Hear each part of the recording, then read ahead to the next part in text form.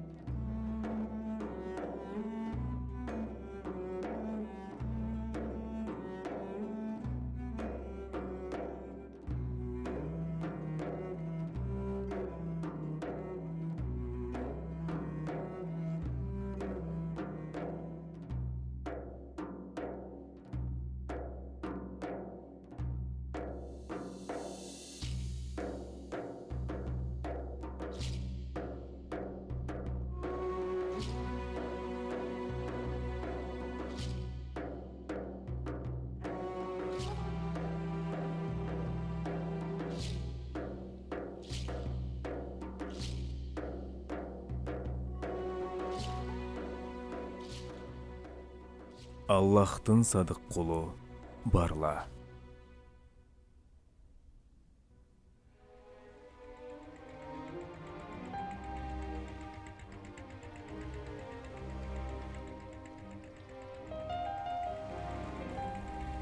Бир 1954 жыл. Арадан 20 жыл өткөн соң Устаттын Барлага экинчи келиши.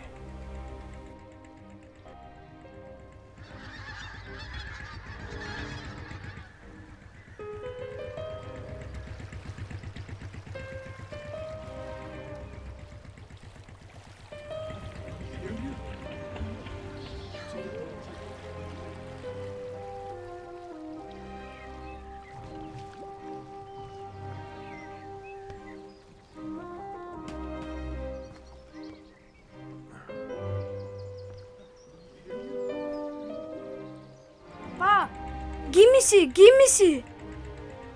Hazreti Ustad seni tanıyt.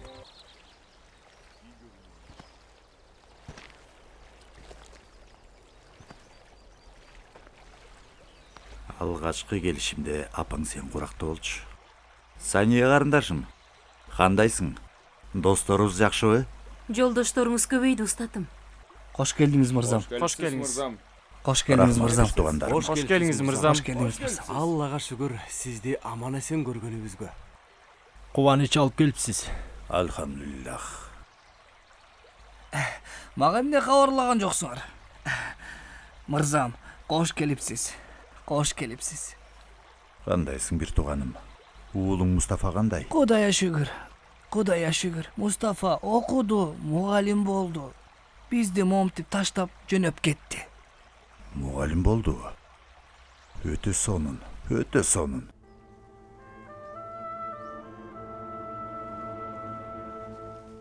Бул Мустафа Чавуштун мүрзөсү. Бул Айтен кызыныкы. Бул Шамдык Хафыздын жубайы Зехраныкы.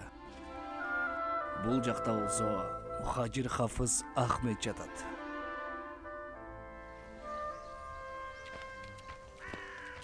Устадым, кош келиңиз. Амин. Рахмат бир тууганым. Шамдык Тефик Рисалей Нур катчылыгын бүтүрүпсүң. Азыр эмне менен алексиң? Устадым, күнөөсү жок балдарга Куран окутуп атам. Бир тууганым, Рисалей Нур жазуу катчылыгынын сообу канча болсо, күнөөсү жок балдарга Куран окутуунун сообу да ошончо. Силер күбө болуп койгула. Бүгүн бейишке чакырышса, Тефигимди албастан кетпейм.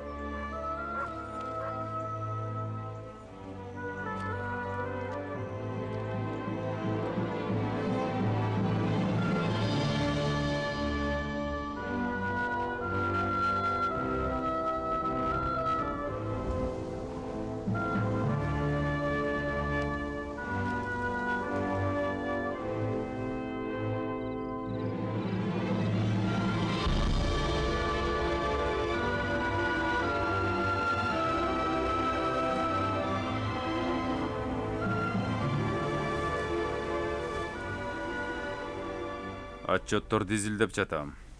Бирок бул жерде Молдоке тууралуу сөз көрө алган жокмун. Губернатор да сурады. Айтканына караганда китеп жазуу менен алек экен. Ал жазбайт, жаздырат. Сиз эмне деп айттыңыз губернаторго? Эме төрөм, зыяны жок, өз жайына койгула дедим. Сиз бул кишини тааный албаптырсыз.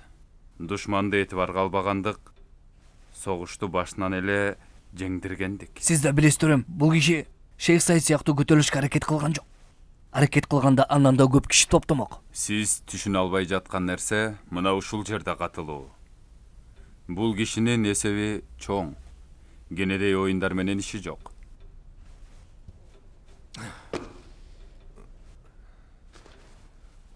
Нурдун алгачкы эшиги. Муну кара, эмне экен?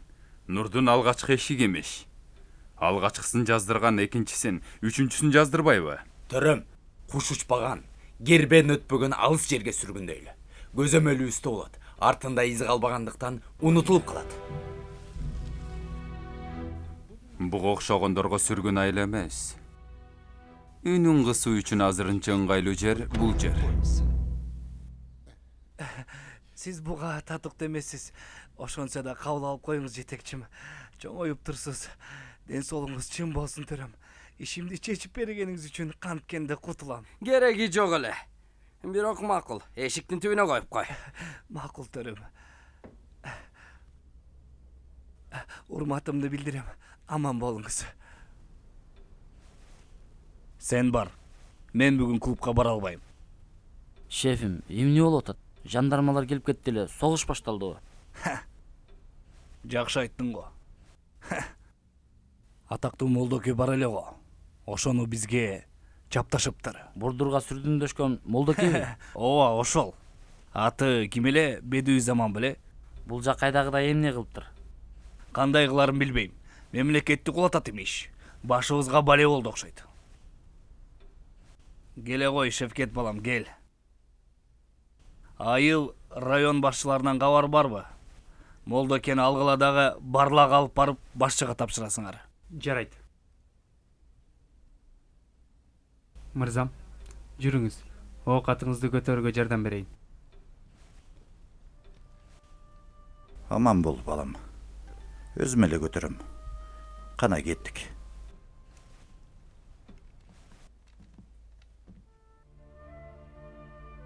Бул абалың дагы канчага созулат? Музыка чертип каргыш айткан ал киши кетти, ордуна ким келди? О Кудай, боло турган иш эмес бул. Ачыгын айтсам, көңүлүм калды. Мени түшүнө албайсың. Эң жакшысы өз жайыма кой.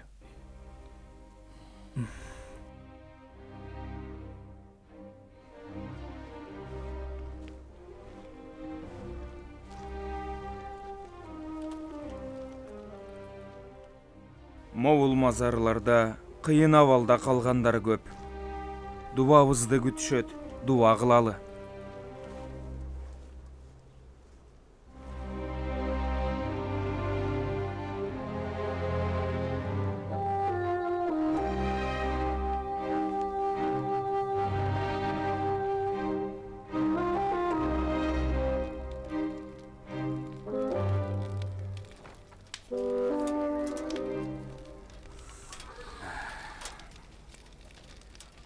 Май токочуңардын жыты айылга тараптыр байбиче.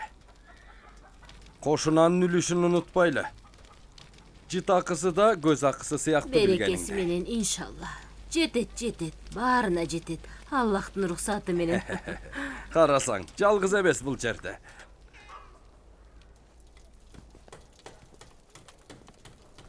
Бир тууганым, кыйын болбосо, могул жерден кишмиш алып бересиңби? Канча алалы мырзам? Баарыбызга жете тургандай болсун балам.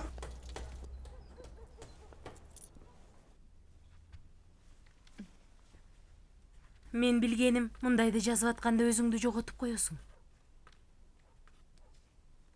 Бала кезимде атам мага бир киши тууралуу айтып, жазууң менен ошол маанилүү кишиге кызмат кыласың деген. Ошол күн мына бүгүнкү күн жазып атам. Атам айткан ошол куттуу киши ким болду экен деп ойлонуп жүрөм. Ким билет каякта жүрөт. Эртерээк ошол кишини таба алсам, калемим буйругуңузда дейт элем.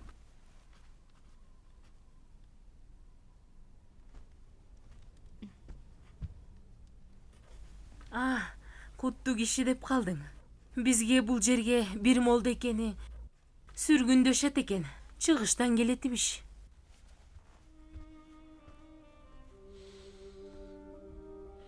Жолоочу ким болсо акчаны ошол төлөйт.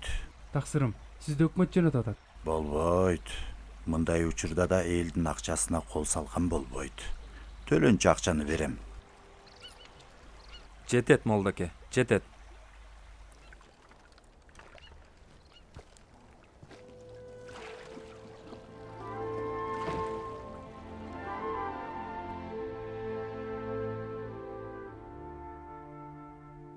Молдокем, эмне кылганың үчүн сени бул жерге чейин сүргүндөштү?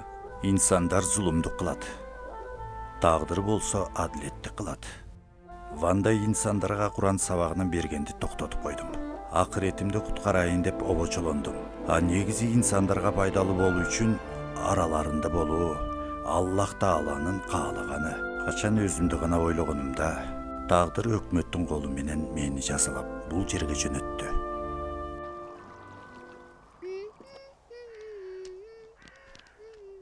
Моул өлүп калыптыр, ыргытчы. Байкуш эмнеге өлдү экен? Инсандар да өлөт го я. Инсандар эмнеге өлөт? Сен өлгүң келеби?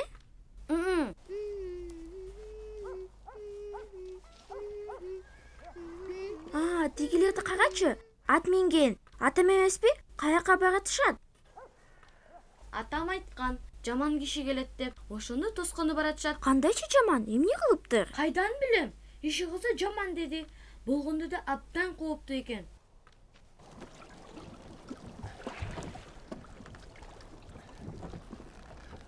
Аз калды молдоке. Күн кире электе барып калабыз. Убакыт өтүп баратат. Асыр намазын окушум керек. Кайыкта намаз окуса болобу, кожо таксыр? Бир тууганым, кайыктын алдын бир аз бул жакка бурчу.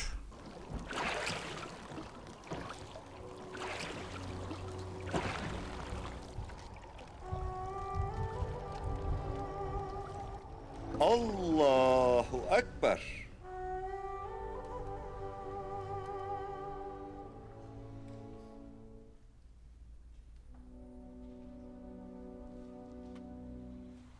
Мындайды мен да, силер да көрө элексиңер. Аябай кооптуу киши экен.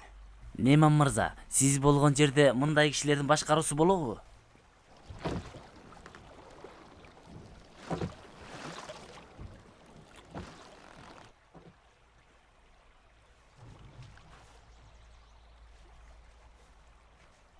Ушул киши экен. Ооба да. Эмне заман деп атышты эле? Бедуи заман. Эмне дегенди билдирет экен? Таң калтырган адам имиш. Сүргүнчүнү алып келдик. Өткөрүп берүү кагазын алып кайтабыз. Эмне үчүн бул жерде экениңди билип атасыңбы? Ызы чууңду укпайын. Уруксаатым жок, эч нерсе кыла албайсың. Эсиңе түйүп ал.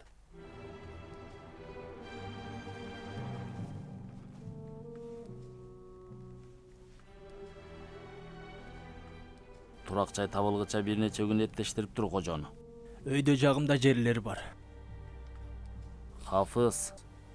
Ал молдоке начальник мырзанын уруксаты жок бир нерсе кыла көрбөсүн. Өтүңүз.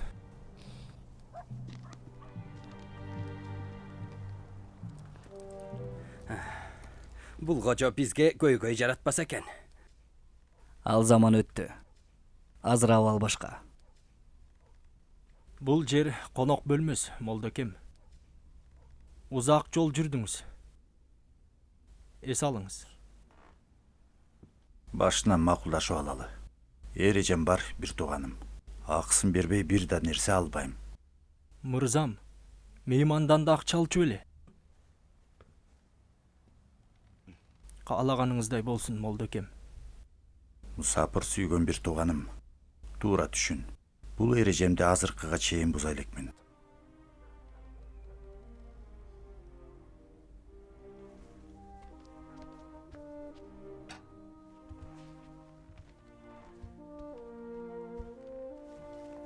Келиңиз мырзам. Аллах эмне берсе. Senin atın kim? Saniye мырзам. Mağa dua kıl, Saniye kızım. Balam, koy otursan.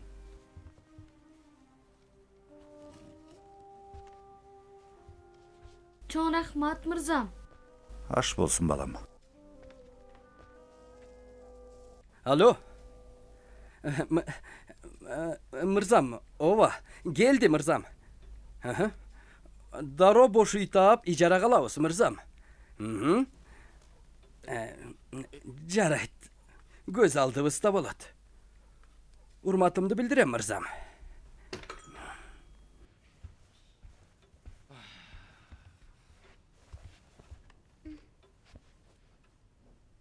Эмне oldu ata? Hem ne olmak ile? Eskiçi molda menen alek bolsun dep tapkandar men.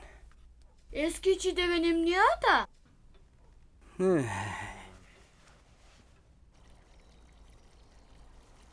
Рисалеи нурлар алгачкы жолу Даник катары топуракка ушул жерде түшкөн.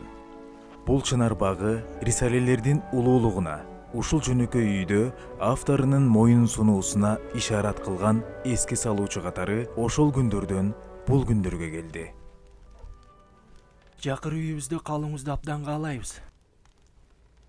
Жок дегенде бир табак сорпобузду чанбасаңыз, саниет жеткирип турууну аябай каалап атат мырзам. Erejemde bilesiz. Ошол шарт менен гана болушу мүмкүн. Көзүңдү молдодон алба. Баарынан доклад талап кылып атышат. Каяка барып атат, эмне деп атат билишиң керек. Бул киши бул жерде жалгыз калсын деп жөнөтүлдү. Билдиңби? Эч ким ага жакындабасын. Түшүндүңбү мени я? Кызматыңда калам десең көзүңдү чоңураак ачкының. Макул, баарын аткарабыз мырзам.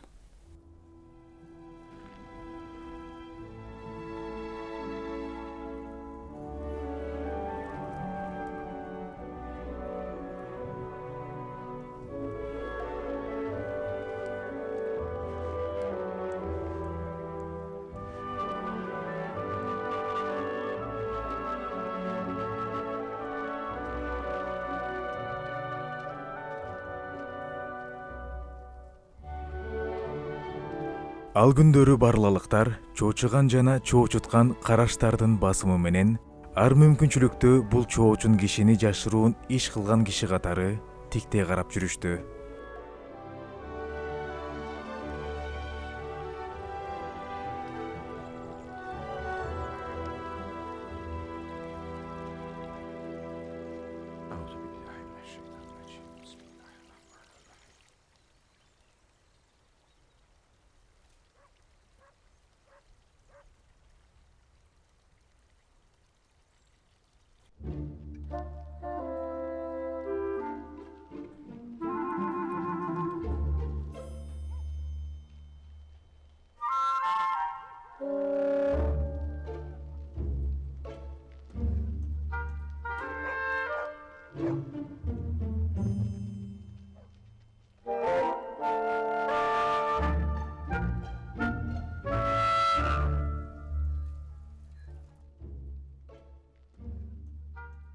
Өкмөт буларга көз ачтырса, ким билет?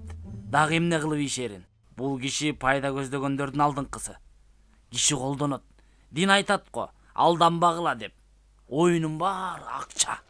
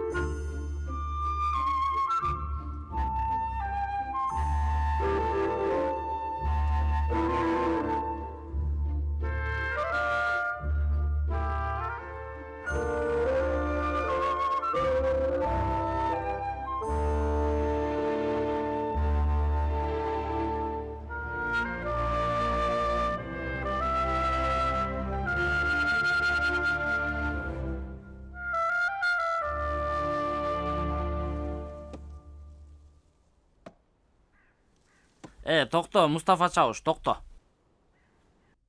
Отун чогултмуш болуп жашыруун иш кылбай элесиңби?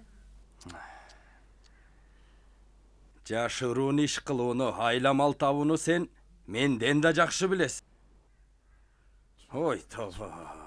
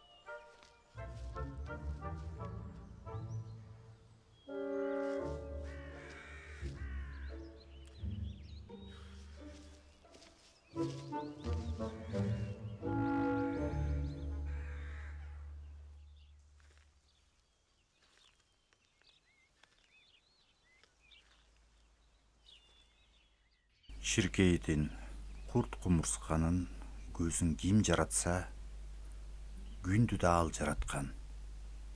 Биттин ашказанын ким түзгөн болсо,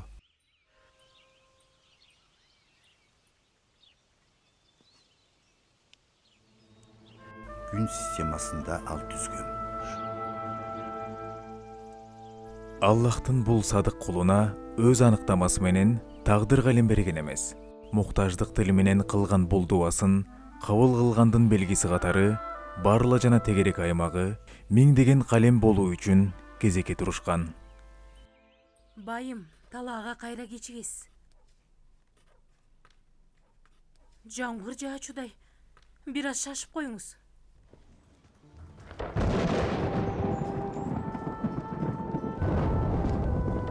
Жамгыр Аллахтын мээриминин материя кийген абалы. Ошол себептен ага мээримделет. Качан келери белгиси көрүлөлүктө белгилүү болбойт. Белгилери көрүлгөн соң да жаашып болжолдонот гана. Андыктан жай турган убагы кайыптуу. Жамгырсыздык убагында Аллах бизден дуа кылуубузду каалайт. Аллах көктөн жамгыр жаадырат. Аны менен өлүмдөн кийинки жерди тирилтет жана аерде түрпүк түстө өсүмдүктөрдү өстүрөт. Өлгөндөрдү да ушинтип тирилтет.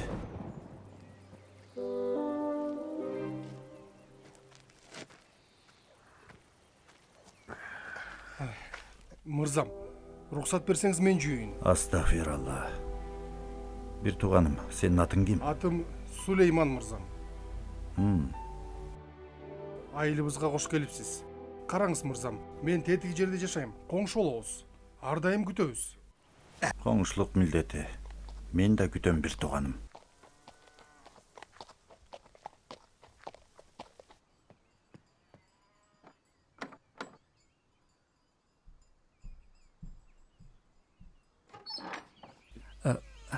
Мырзам, мен... Кош келипсиң Шамдык бир тууганым. Аллах разы болсун мырзам.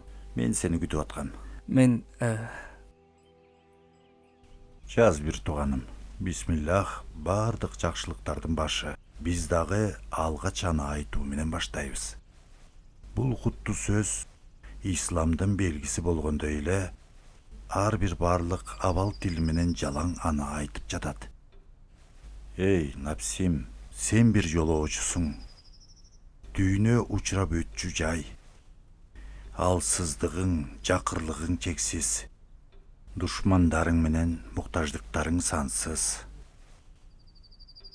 Андыктан бисмиллах де.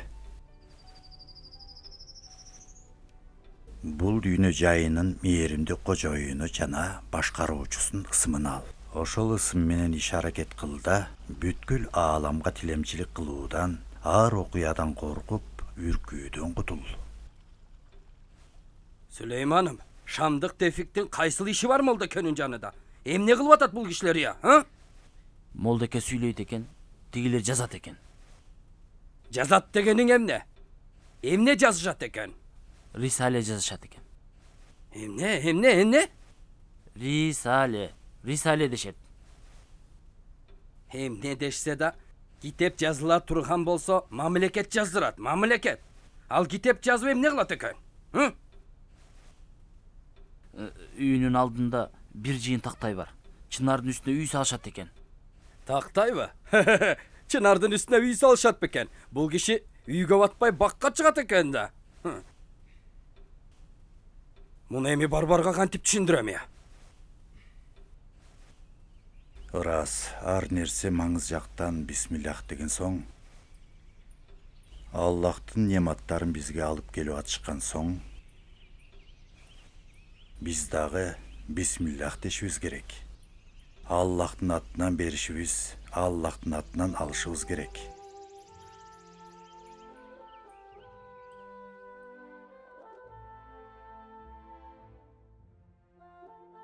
Жакшылык эле болсун мырза, ойлуусуз. Заман айланат, доор айланат. Ушундай бир учур болот. Көпөлөктүн пилладан чыгуу убагы. Дейин дегеним, барлада куттуу инсан бар. Эмесе таанышууга убакыт келди. Холиси мырза зияратка барып келели. Хосрев мырза, ачка, жөө, орозо боюнча барасыңбы? Анын үстүнө 40 Улуу чакырым инсандардын алдына кеңкейип барган болбойт. Кичпейилдик менен гана барыш керек. Ат минип албайсыңбы, бир тууганым?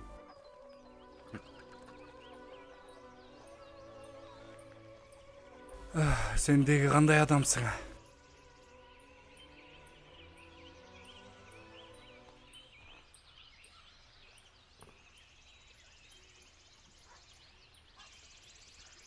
Же мечитке баратат, же кырга. Курт кумурскадан эмне түшүнөт экен? Билесиң, тамеки сыяктуу кичинекей адатты, кичинекей коомдо, болгондо да күчтүү өкмөт өтө чоң аракет менен жогото алат. Бирок Азирети Мухаммед саллаллаху алейхи вассаламдын материалдык күчү жокко эсе болгон. Бет алдында караңгылык доорунун ошол жапай ишеними адаттарына катуу байланган инсандар болгон. Бул инсандардан сахаба делген бүткүл замандардын эң ыйык жамаатын болгондо да 23 жылдай өтө кыска заманда чыгарган. Анын пайгамбарлыгын көрбөгөндөргө гана чыгышсынчы. Алышсын эң атактуу 100 философту, 100 педагогту, 100 психологту, 100 социологту бүгүнкү каалаган өлкөгө барышсын. Ошол инсандын 23 жылда жасаганын 100дөн бирин 100 жылда жасай алышар бекен.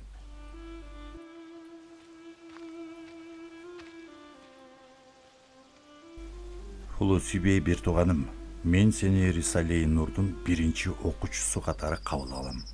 Мырзам, уруксат берсеңиз, сиз менен кат жазышкым келет.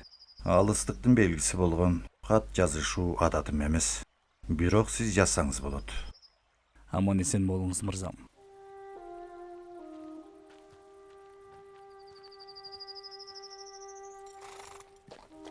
Бул кандай шейх? Бөлөктөргө окшобогон.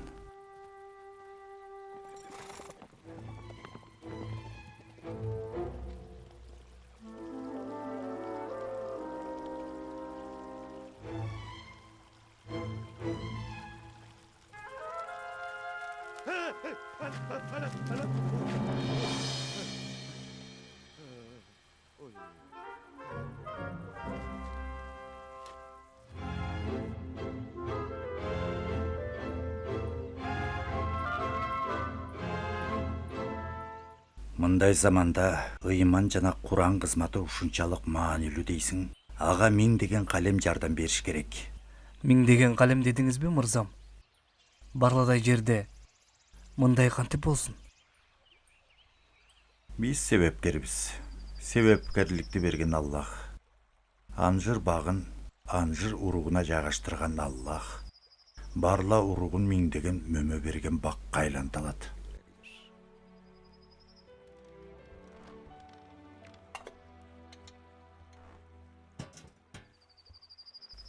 Байым тамак аз эмеспи? Ооба байбиче. Мырза бир нече кашык эле жейт. Сание, Келдим ата. кана эмесе. Ойнобой түз алып бар, Макул ата.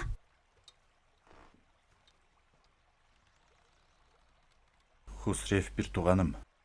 Сиз сураган бул суроолордун жоопторун илми хал китептеринде оңойло таба аласыңар. Бүгүн мындан да маанилүү болгон, мындан да көп аракет кылына турган маселе ыйман маселелери. Алло. Ата мырзам. Молдо бирөөлөр менен жолугаттыр. Келген кеткендер болуп аттыр. Сен ал жерде эмне курал кайтарып атасыңбы? Начальник деген кызматтагыларын ойлонуп жүрүшүң керек. Туура айтасыз мырзам. Молдоке жаздырууга, окутууга киши таба албасын дедик.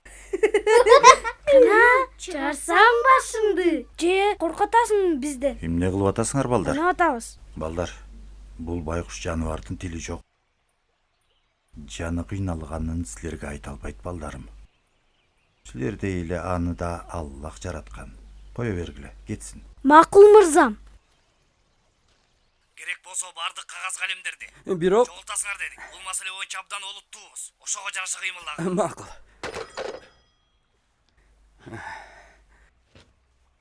Молдо келип телефон келди. Экөө тең эле келбегенде гана. Ва субханаллах. Сулейман бир туганым, барып ташбаканы куткар. Балдар, силерге эмне деди бир аз мурун? Жаныбарларды кыйнаганыңар туура эмес го, а?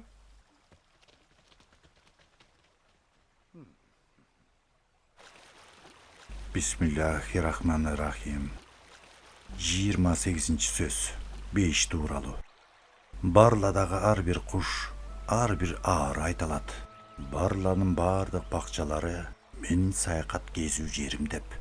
Башкалардын да ушундай таризделе бакчаларынын пайдалануусу анын пайдалануусуна тоскоол болбойт. Ар бир инсан да айталат. Менин жаратуучум бул дүйнөнү мага үй кылган. Күн болсо чырагым, жылдыздар электр жарыктарым, жер жүзү гүлдүү килемдер төшөлгөн бешигим деп.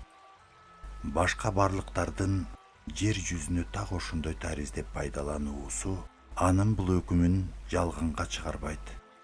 Андыктан ар бир инсан бейиште өзүнө таандык макамы болсо да, бейишти толук бойдон пайдалана алат. Ушул маселенин жазылышы канчалык кыска созулду, Ооба, 1-2 саат гана созулду. Анан агып кетти. Толук берилгендик менен кызмат кылган Сулейман бир туганыбыздын бакчасы ушул жер. Анын ыкласынын керемети.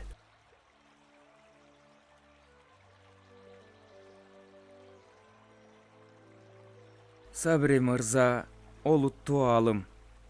Балким алда баргысы келет. Аймакта олуттуу кыймылдар башталыптыр.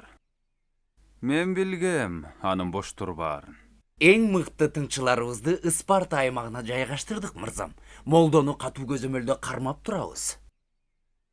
Силер катуу көзөмөл кылып атканыңар менен жыйынтык жок болуп атпайбы? Каалаганын кылып атат го. Маселени чечээр жолдор көп мырзам. Мисалы, уруксат берсеңиз, селдиченди жоготууда колдонсок болот. Бирок бул ишти бир жан билбегендей кылышыңар керек. Антпесе бул эл барып молдосун куткарып алат.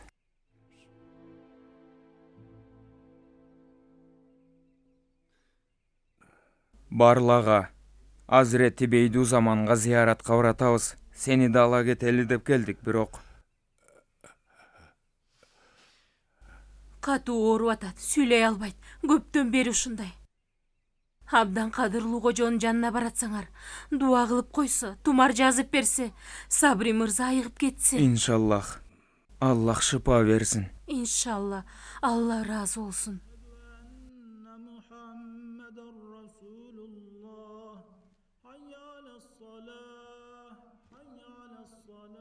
Могунун тагынсын бир тууганым. Бир тууганым, мен шейх эмесмин, аалыммын.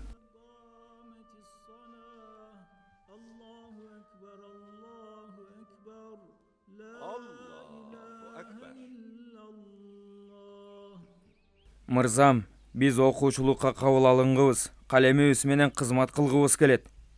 Бул үчүн эмне керек болсо кылууга даярбыз. Биз силерге жеткиребиз. Силер болсо жаза алгандарга жаздыргыла. Анан кайра артка жөнөткүлө. Оңдоп түздөйбүз.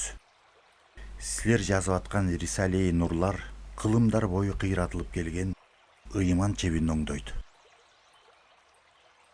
Сание, каяка баратасың? Карачы, шаардан алып келдим. Түстүү сүрөттөрү бар экен. Берейинби? Алейкум ассалам. Салам алейкум. Мечитке китептен алып келесиң.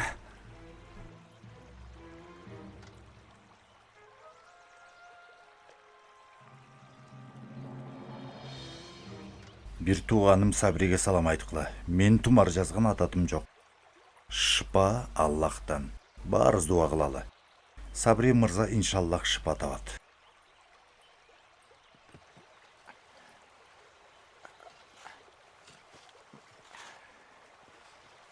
Молдодон канча акча алганыңды айтып койчу. Субханаллах, кайдагы акча я?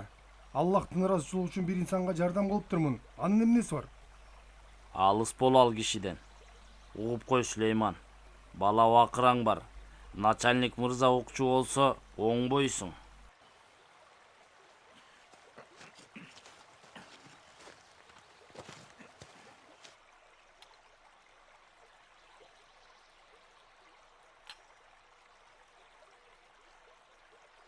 Ушунчалыктан нерсе ысырап болуп калабы устатым?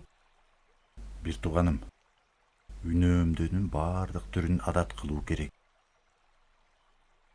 Анткени үнөөм нематка жана нематтагы Аллахтын мээримине урмат. Анын үстүнө шүгүрдүн, берекенин жана ден сактын себепкери. Айрыкча инсанды кордуктуу тилемчиликтен да куткарат.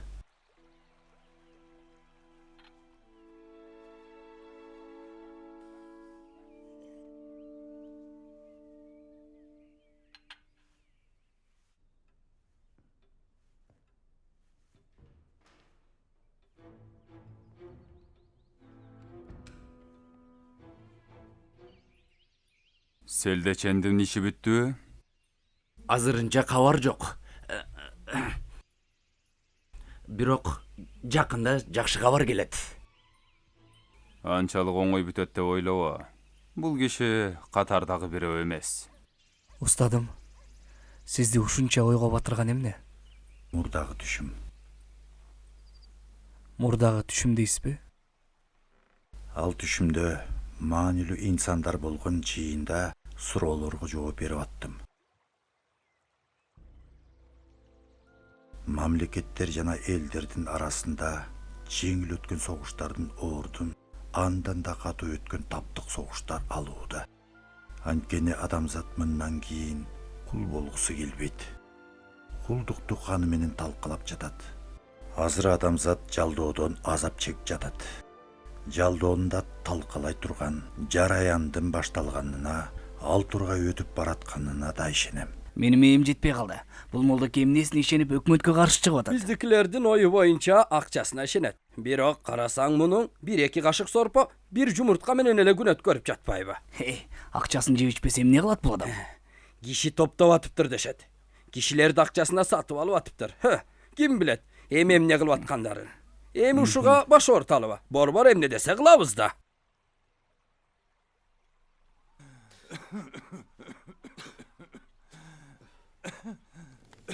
Хафызым, мынча орол бою от жакканга ширеңке эле алып алсаңчы. Ширеңкени эмне кылайын бир тууганым? Ширеңкеге бир чакчага кагаз алып атам. Ошентип бир нече бара кашыкча жазган болуп атам. Бир тыйын болсо да ысырап деген ысырап. Биз устатыбыздан муну ушинтип үйрөндүк.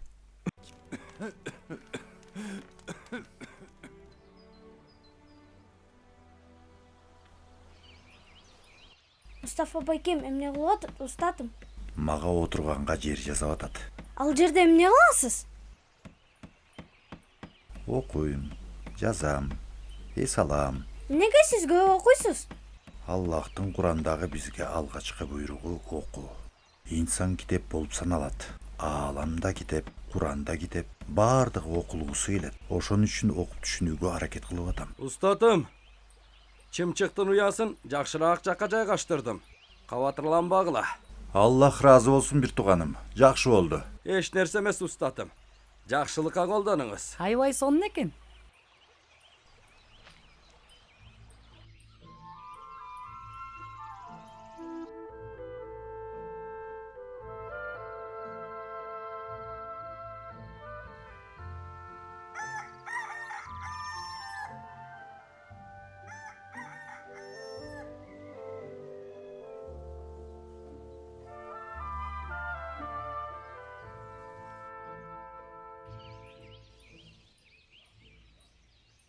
Байым, сиз... Жакшы эле байбичем.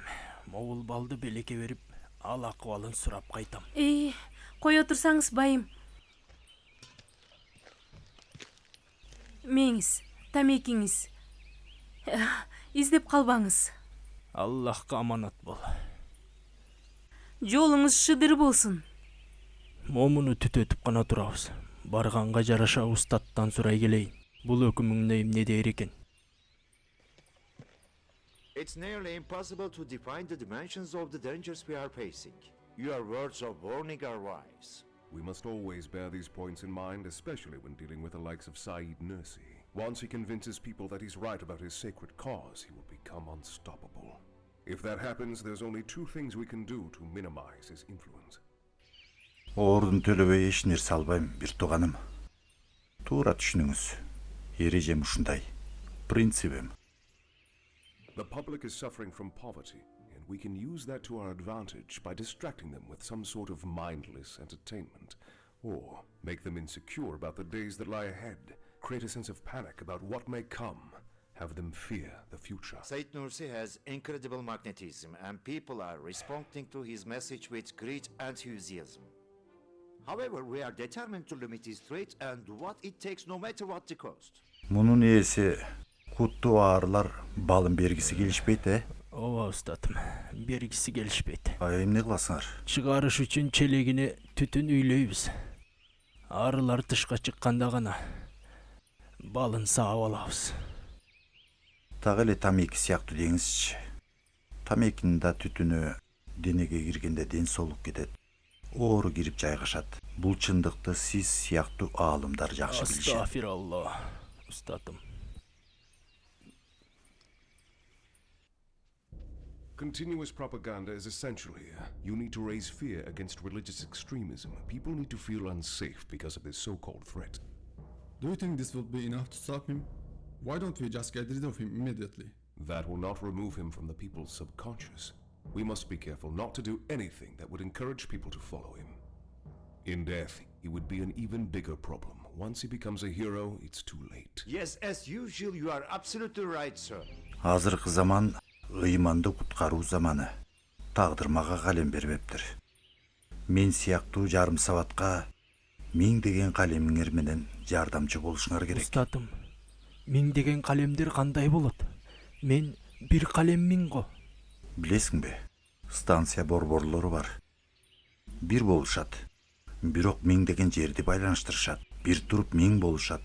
Спарталык жангешти бир туугандарыбыз да ансыз да калемдери менен жардамга даяр.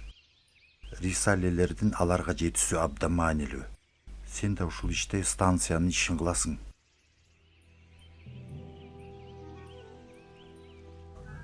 Барла жангечтилери этияттык менен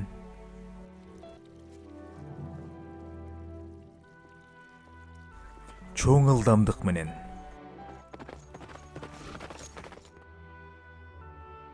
алгачкы нусканы станция болгон Сабри таксырга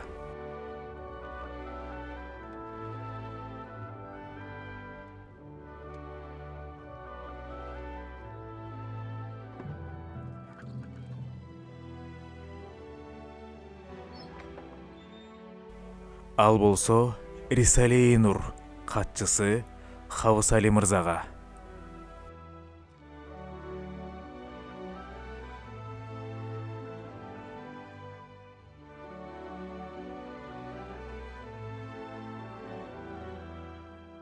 Алмаз калем Хусрев мырзага жеткирет.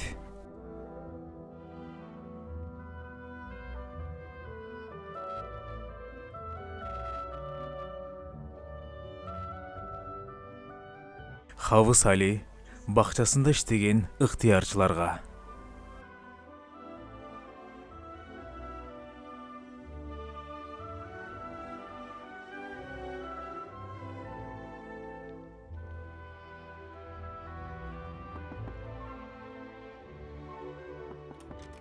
Хусрев мырза досу Рефет бейге.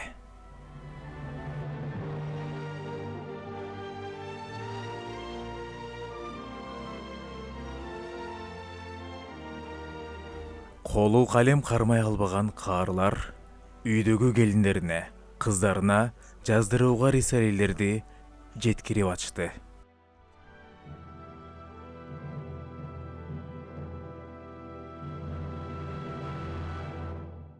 Эй, ортодо ушунча кагаз айланып, келип кетип жатса силер эмне уктап атасыңарбы? Кирип чыгыш жерлерин көзөмөлдөбөйсүңөрбү? Кылып атабыз мырзам. Эме бирок Сен бул ишти кыла албарың түшүнүктүү болуп калды.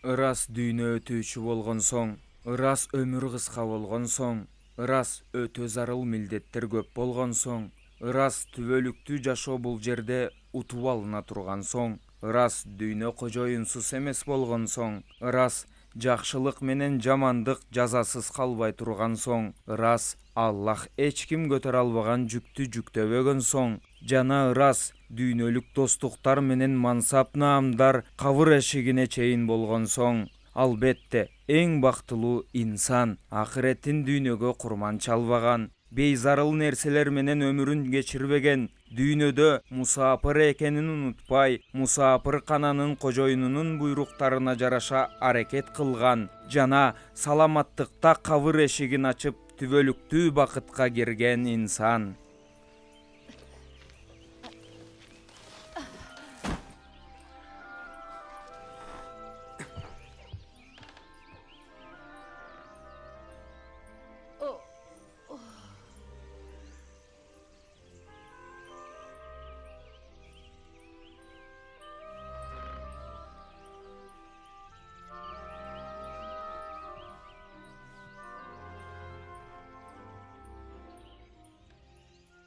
Абдан эле чарчап калып атасың, Зехра. Менин иштерим да сага калды.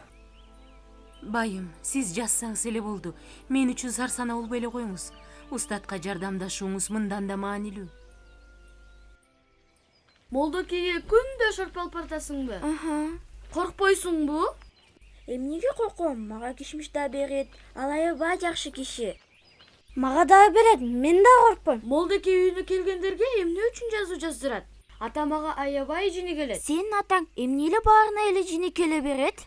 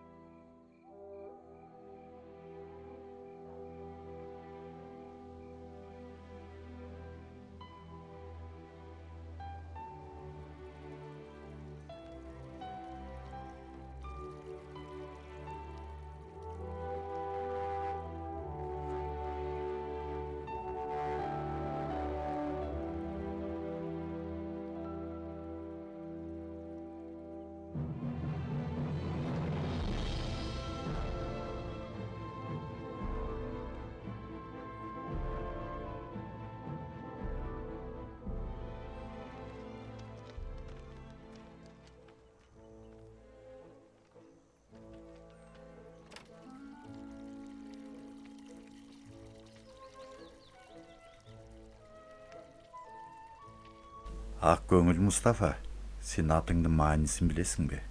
Пайгамбарыбыздын аты. Сен маанисин билесиң бе? Жок.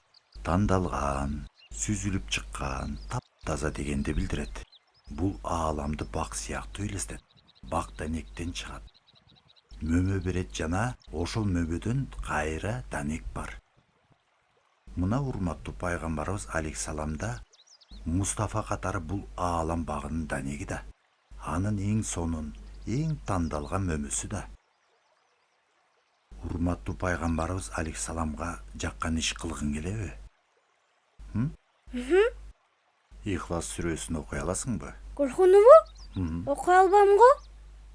Мен сага жардам берем. Аллаху ахад. Аллаху самад. Аллаху самад. Лам ялид, валам юлад. Лам ялид, валам юлад. Валам якуллаху куфуан ахад. Валам якуллаху куфуан ахад. Азамат, карачаганда жакшы окудуң. Дагы бир аз эле аракет кылсаң, өзүң эле окуп каласың. Жаттаганыңда мен сени угам.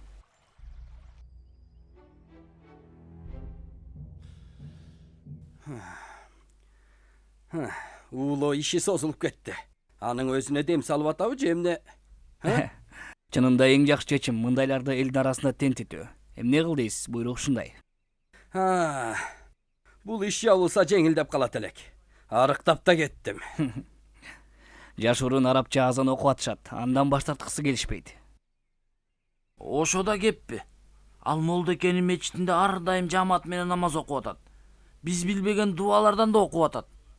Негизи мечитти ушундай бир кызычуу менен басып кирбейли я? Экинчи молдонун жанына корккондон эч ким баргысы келбей калат.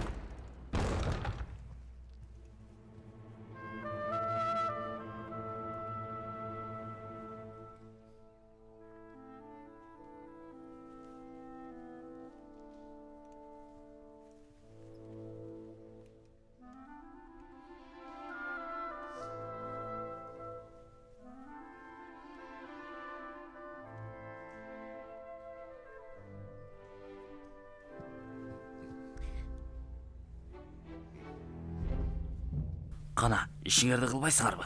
Буларды кармоого келген жоксуңарбы? Кана, кармабайсыңарбы? Аллах. Бул үчүн мага жооп бересиңер. Эмне болду? Эне кармай элексиңерби? Жери чыкчы. Баарыңар чыккыла. Кана чыккыла. Эмне болду? Бошоткула, чыккыла. Түшүнбөй жатабыз. Эмне болду? Мечиттин иши бошосун. Чыккыла. Болду, чык. Молдоке. Сен бул кишилерге жамандык кылып атасың. Өкмөт эми баарын сүйрөйт. Ушул 4-5 айылдык сабатсыз. Эмне ишиңе жарап берет я? Бул кылгандары мыйзамдан тышкары.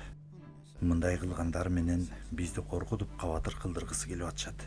Чында бизди кыйнап атышат. Ошол эле маалда тагдырдын сырына акылдары жетпей жатат.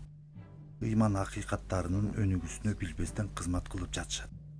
Биздин милдетибиз алар үчүн да жакшылык алып келүү. Бир туугандарым, Рисалеи Нурдун алмаз акыйкаттары коргоо астында. Булар азыр толугу менен менин бейнеме чабуул кылып жатышат. Силер менен жолугушууну азайталы. Ошентип жазуу ишин тынчыраак аткарасыңар. Эмне болду балам? Эмне эле деп атасың? Чоң ата, мага ихласты үйрөтөсүзбү? Аябай чарчап атам. Кечке талаада болдум. Эрте жатайын. Эртең үйрөтөм, балам. Чоң ата, бежүү заман молдону эмнеге такыр уйкусу келбейт?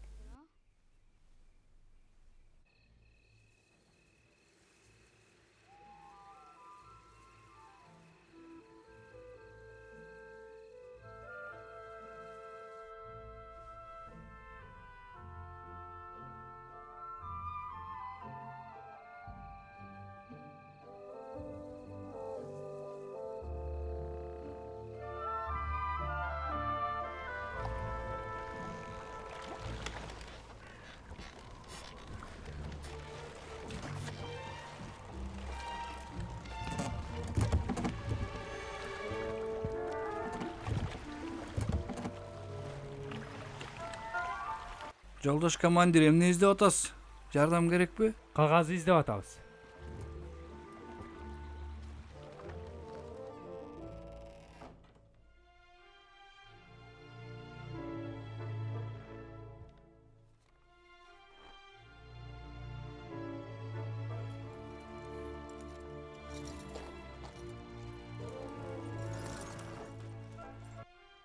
Кагазыңар калбай калдыбы, уулум?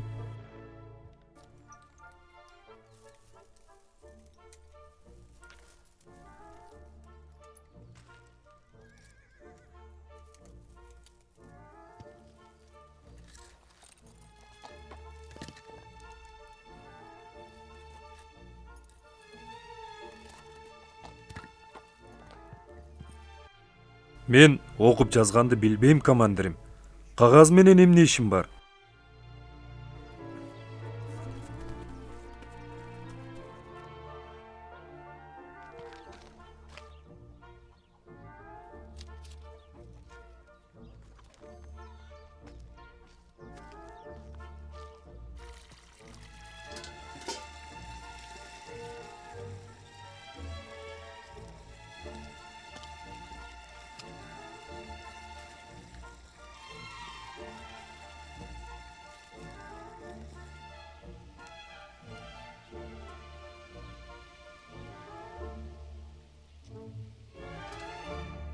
Исламият күн сыяктуу.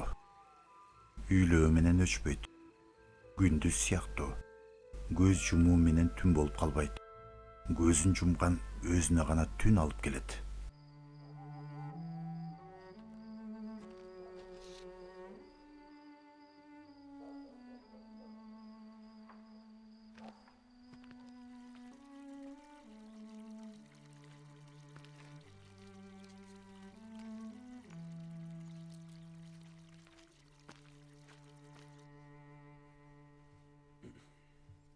Устатым.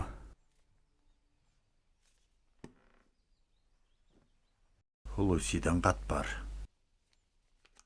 Хулуси Рисалеи Нур окуучулугунун милдетин толук аткарып жатат.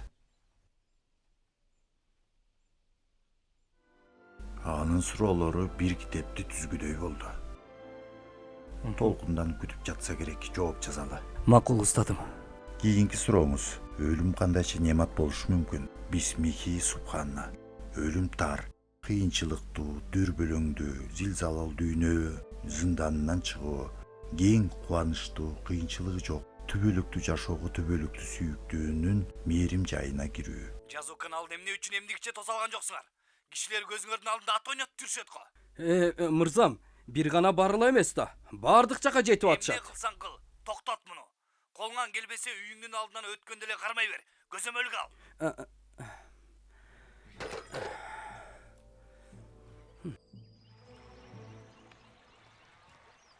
Ихласты окуйнбу, жаттан? Кана оку, Мустафа балам, сени күтүп аткан. Bismillahirrahmanirrahim. Kullu vallahu eyat. Allahu samet. Lem yelid ve lem yulet. Ve lem yekun lehu kufuven eyat. Машаллах балам, өттө сонун. Кел, ала кой балам. Рахмат сизге. Аш болсун.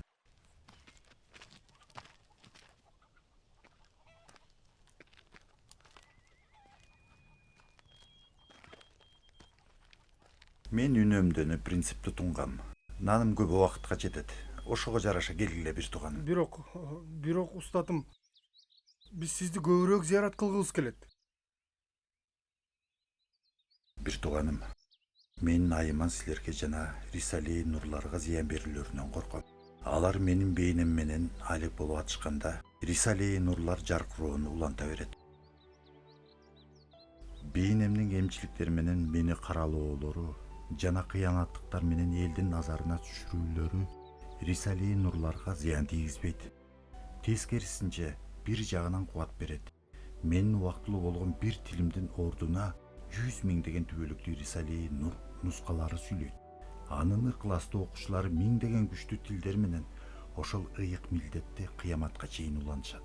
Табият деген санат жемес, оймо чийме чемес, өкүм чыгаруучу эмес, мыйзам орнотуучу жана кудурет эмес. Иман инсанды Аллахка баалайт. Бул байланышта инсандагы Аллахтын санаты жана Аллахтын ысымдарынын оймо чимелери көрүнөт да, инсан ушуларга жараша баалуулукка жетет. Ыйман нур да, күч да, ал нур аркылуу инсанга да, ааламга да билдирүүлөр окулат. Чыныгы ыйманга жеткен инсан ааламды да эрөөлгө чакыра алат. Ыйман инсанды инсан кылат. Керек болсо инсанды султан кылат. Капырлык болсо инсанды алсыз жаныбар кылат.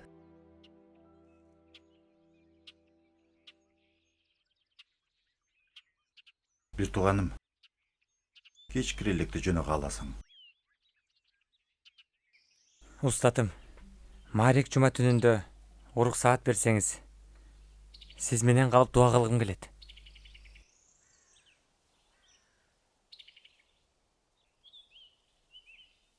Бир тууганым, бир аз шекер менен чайыбыз бар. Эме, устатым, мен чай кайнатып ийейин.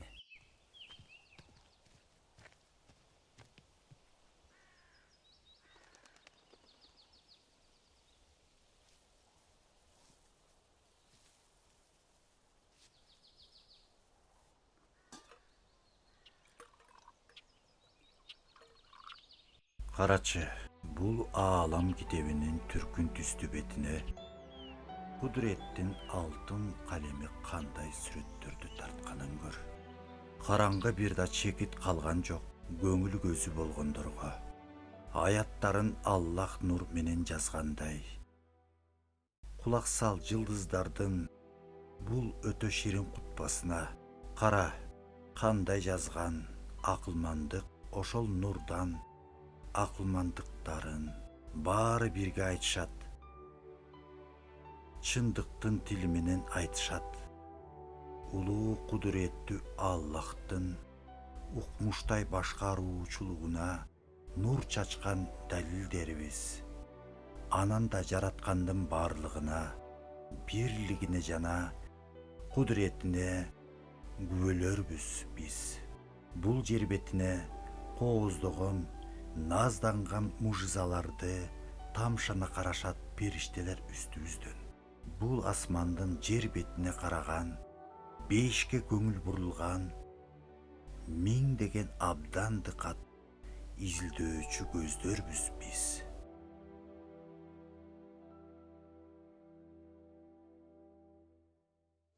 برحمتك نستغيث اللهم أصلح لنا شأننا كله. Селдечен 2 айдан бери тоодо экен. Тоодо болгону биз үчүн жакшыраак эмеспи? Ит кушка сүйлөй берсин. Ал ит куш менен сүйлөшүп атканы менен бир жолун таап инсандарга да үнүн угузат. Бул кишиге анчалык эле этибар бербейлесизби, мырзам?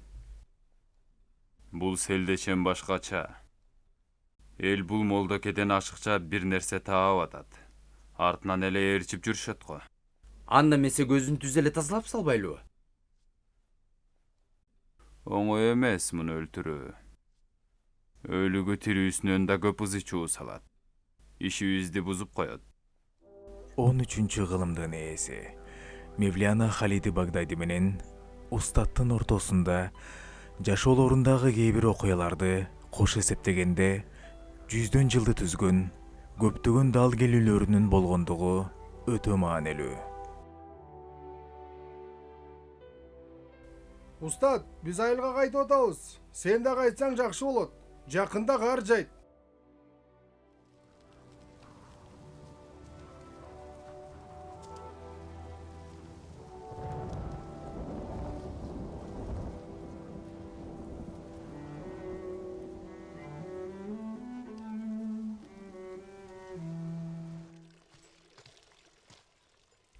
Ассаламу алейкум, устат.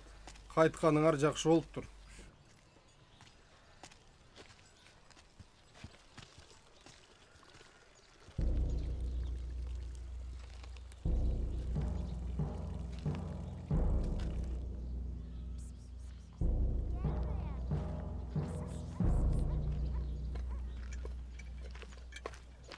Сания, карачы, сага кайсыңыз жагат? Келе, мага бер, мен кармап турайын.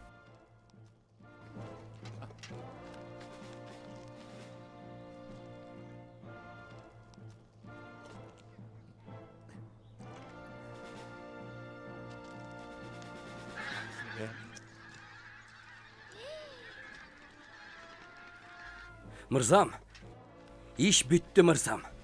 Эртеңкиге калбай жыйынтыкталабыз. Жакшы. Урматымды билдирем мырзам.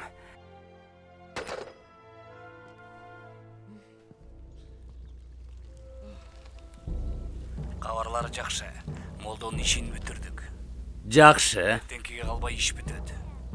Сен өлүптүрбө? Иш бүтүптүр мырзам. Жакшы. Бир нече сааттар калыптыр. Айтканыңардай оңой боло койбойт го. Ошондой болсо гана, ошондой болсо.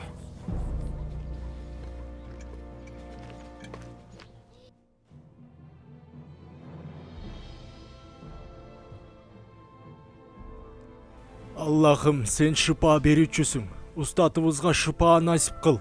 О Раббим.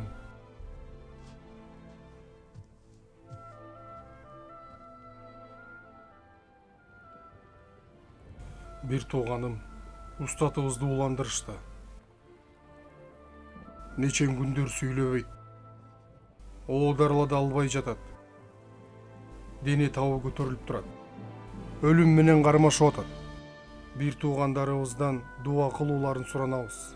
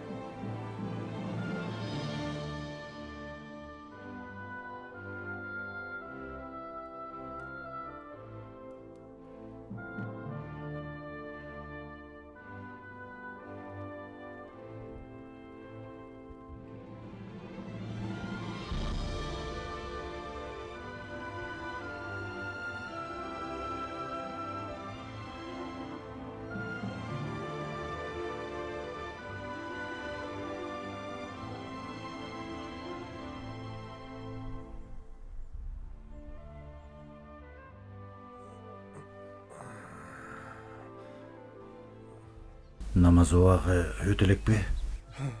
Устатым, чексиз шүгүрлөр болсун. Жок, өтө элек. Раббиме чексиз шүгүр. Айыгып баратасыз. Сиз үчүн аябай кабатырландым. Бир тууганым, Аллахтын уруксаты менен Ирисалей Нурду Анадолунун боорунан эч ким сууруп ыргыта албайт. Устатым, Санияге калем беребиз деп алаксытышып. Бир тууганым, өтмүшкө жана балелерге тагдыр жактан кароо керек. Кайгылар милдетин бүтүргөн соң, артында жыргалдары гана калат. Устат өлөбү? Устат бирөөтө эле айыкты. Апа менен биз дуа кылдык, ал жакшы болуп кетсин деп. Ишенбейм. Өлбөптүрбү? Кантип өлбөйт? Айткам. Бул иш анчалык оңой болбойт деп. Селдеченди жоготуунун дагы башка жолдору бар. Жошутканыңды коюп дароо сүрөтчүнө жөнөт. Сүрөткө тартып кебетеси кеткен сүрөтүн гезиттерге чыгаргыла.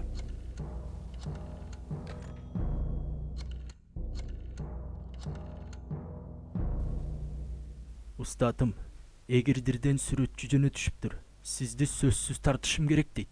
Эмне кылалы?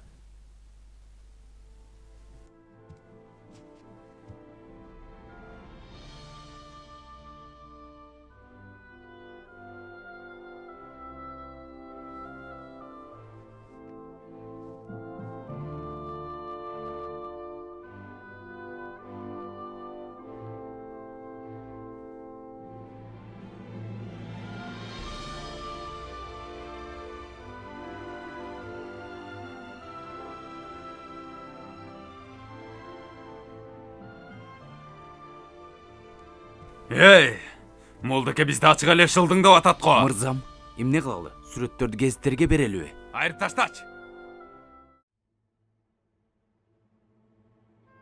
Ушул 2-3 айдан бери жалгыз калдым. Ээн тоолордо, кайгылуу шуулдаган бак дарактардын арасында өзүмдү бөтөн жерде сезип жатам. Бирок Аллага тобокел кылуу менен дарттарыма айланы түздөн түз ошол дарттарымдын өзүндө таптым. Аллахты тапкан эмне жоготуптур? Аны жоготкон эмнени тааптыр? Бир тууганым, ушул бөтөн жерде, ушул мусапырканада милдетим бүттүбү? Жазылган Рисалеи нурлар жетиштүүбү? Силерди жана Рисалеи нур жыйнагын оордума калтырып, эми улуу жайды издей аламбы? Устатым, кичинекей кызматтарыбызды да өтө чоң көрөсүңөр. Бизди шыктантып гана турасыз. Өтө кемчиликтүү жөндөмүбүзгө көп эле көңүл буруп жатасыз. Бул заманда аң сезимдүү ыйман сабагын берүү өтө чоң фазилет жана ыйык милдет. Аң сезимдүү ыйманы бар момун көптөгөн момундарга таяныч тиреги болот да, ыймандуу элдин катмары ошол жердеги ыйман кубатына таянуу менен күч табышат. Кабарлар анча эмес. Селдечендин ууландыруудан кутулуусу аны элдин назарында баатырга айлантыптыр. Түз эле тазалап салалы бүтсүн бул иш. Бул чечим эмес. Селдеченди элдин назарында түшүрүшүбүз керек. Ачык кылынган кол салуу аны такыр эле алдын тоскус кылып коет. Анан карап тура беребизби? Биз ишти жаңы эле баштап атабыз. Кое туралы. Шашсак жаңылышабыз. Хафыз, жазууну уланталы. Ашыктык деген сүйүү, ашыктык деген күчтүү сүйүү. Өтүүчү сүйүклөргө карай келгенде, же өз ээсин дайыма азаптан жана кайгыда калтырат, же болбосо ошол өтүүчү сүйүктүүсү ошол күчтүү сүйүүгө татыбаганы үчүн түбөлүктүү сүйүктүүнү издетет. Ошентип бул өтүүчү сүйүү чыныгы сүйүүгө, Аллахты сүйүүгө айланат. Аллах, таң калыштуу. Бул рисалелер кандай гана кылдат маселелерге толгон. Жүрөктү да, акылды да азыктандырат. Эмне окутасыз, атаке? Бул Куран акыйкаттарын үйрөткөн китеп.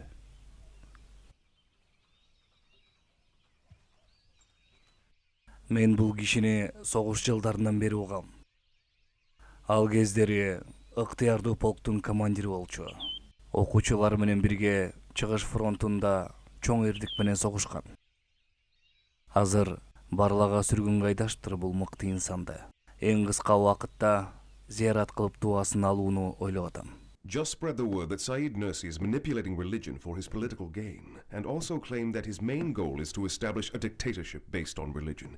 You need to ruin his positive image. Use his ethnic background, for example. Tell people things like, you're Turkish, whereas he is Kurdish. You have many Turkish scholars. Why would you follow a Kurdish religious figure, for God's sake? Yes, sir. That's excellent. You must discourage Said Nursi's students in various ways, using greed and jealousy and the greatest weapon.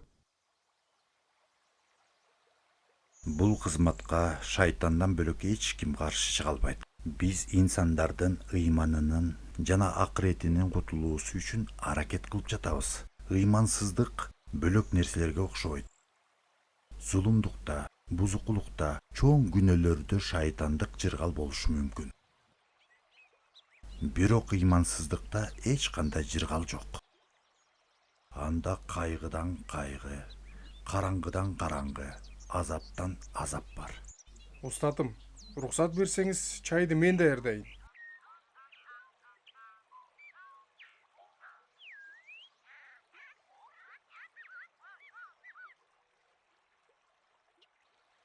Кое тур, бир тууганым. Ал жерде от жакпа. Чөп да жанду барлык. Жашоого акысы бар. Анын үстүндө өз тилинде Аллахка тасбих келтирет. Отту чөп жок жерге жак.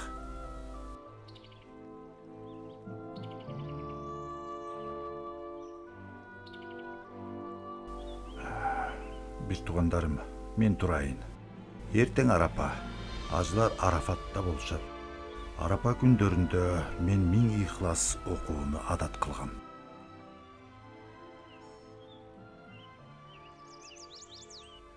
Аткарабыз, мырзам.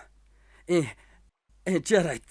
Эми ошончо куралды кантип алып келет бу кишилер? Жолу жок эле го. Ушундай. Же буйрукту аткарасың, же кетесиң. Түшүндүңбү? Ал жерден өкүм кылуу оңой, албетте. Келип элди ишендирип көрбөйсүңбү? Кантип кутулам бул иштен?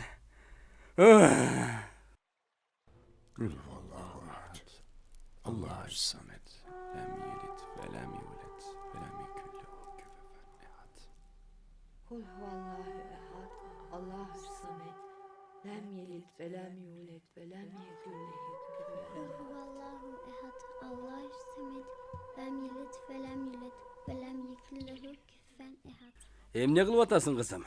Устат арапа күнү 1000 ыхлас окуйт экен. Сооп болсун деп апам экөөбүз окуп атабыз.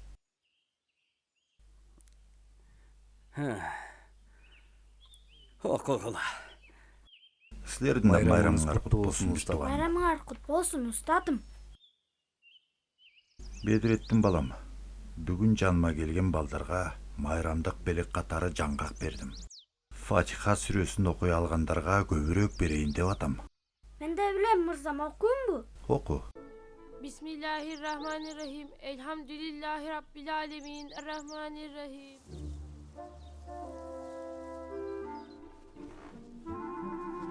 Азамат, Бедиреттин балам. Аман болуңуз мырзам. Балдарга Куран үйрөтүү абдан маанилүү. Буга катуу көңүл буруу керек. Куран кызматы материалдык, руханий берекеге себепкер. Устатым, дуа кылсаңыз, мен Куран үйрөтүүнү өмүр бою уланталайын. Аллах ийгилик берсин бир тууганым. Устатым, балам Бедириддин бир тууганды болгону турат. Ал да эркек болот иншаллах. Бир тууганым, бала деген аны жараткан мээрими чексиз Аллахтын белеги. Белектин маңызына эмес, аны жөнөткөнгө караш керек.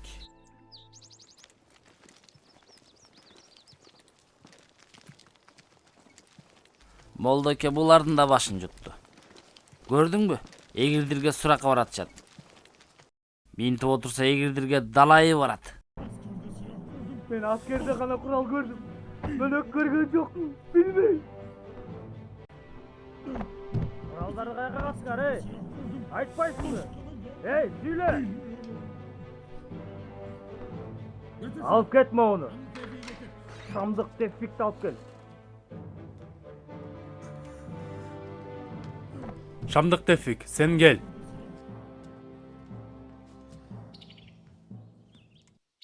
Жөн жүрбөй, бир армиялык курал жыйнап коюшуптур. Албетте, муну өкмөт билип койду. Бир армиялык куралды 5-10 киши тоого кантип алып баратыптыр. Орду белгилүү болсо, барып албайсыңар бу куралды. Эмнеге тоого калтырып атасыңар?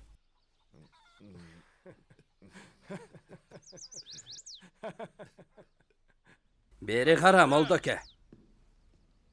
Бир армиялык курал жөнүндө сөз жүрүп жатат. Каякта бул курал? Бир армиялык курал бар болсо, аны ташыган бир армия бар. Далилдөө айыптоочунун милдети. Борбор бар деп атса, бар. Анда жакшы, анда ишиңер дагы оңой. Бар болгон нерсени далилдөө кыйын эмес. Малда.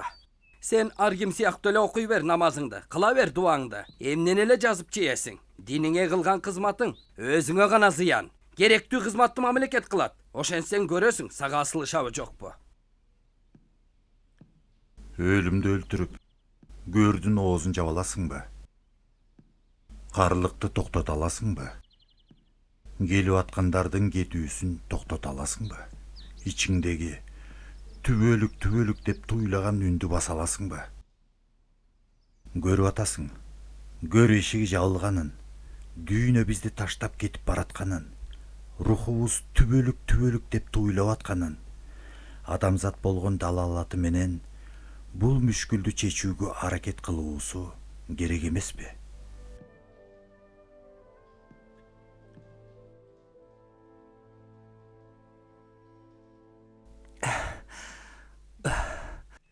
Байбичем тез бол. Бүтүрүшү керек болгон жазуулар бар. Бул кишилер бизге көп убакыт жоготуруп койду. Жумушту мен бүтүрөм. Сен жазууларыңды бүтүр.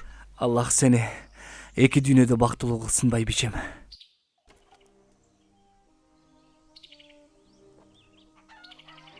Бир тууганым, кайрадан чам тоосуна обочолоонуум жакшы болот. Айрымдар кайрадан мени менен алек болуп жатышат. Силер кызматты уланта бергиле. Устатым, биз кандай кылалы? Силер бир тууганым этияттыкты унутпастан туура эмес түшүнүүлөргө мүмкүнчүлүк бербестен кызматыңарды үзгүлтүксүз уланткыла. Кызмат кылгандар өздөрүн бош койгондо мээримдүү шапалак жеп калуу мүмкүндүктөрү бар.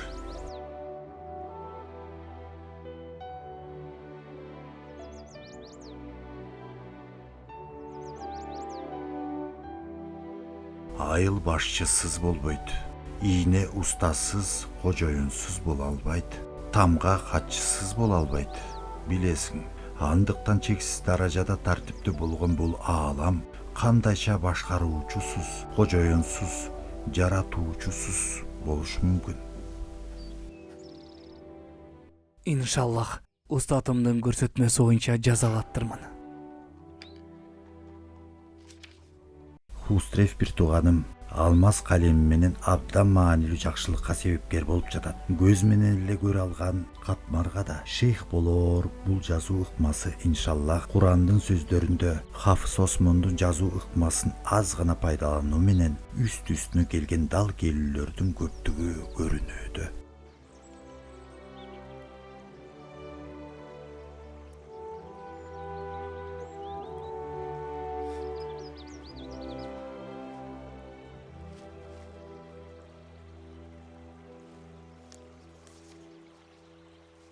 Булар редакция кылынчу рисалелер устадым. 2 кат жана 1 куту бар.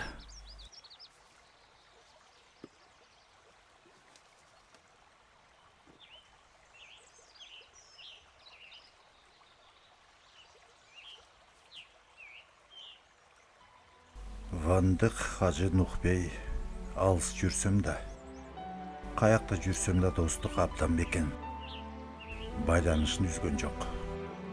Демек ажылыкка кайра барган экен. Бизге куттуктоолорун жөнөтүптүр. Хафыз, биздин Нухбейге жөнөттөгөн Мужизаты Ахмадия рисалелерин жөнөткөнсүз да, Жөнөттүк устадым. Аллах разы болсун. Устадым, Хажы Нухбейдин белектеринин саны 21. Сиз бизге даярдаткан рисалелердин саны дагы 21 болду. Бул сонун бир дал келүүгө окшоп атат. Фа субханаллах. Демек, Рафызы Такириден келген бул куттуктоого Мужизаты Ахмадия рисалесинин туура келиши да кылдат дал келүү болуп, баардыкта кокустан орун жок экенин ар бир окуя көрсөтүп жатат. Устадым, нурлар аркасы менен биз бул акыйкатты илимий сабак алып аттык. Окуялардын тили менен бул сабагыбызды айкын түрдө бекемдеп атабыз.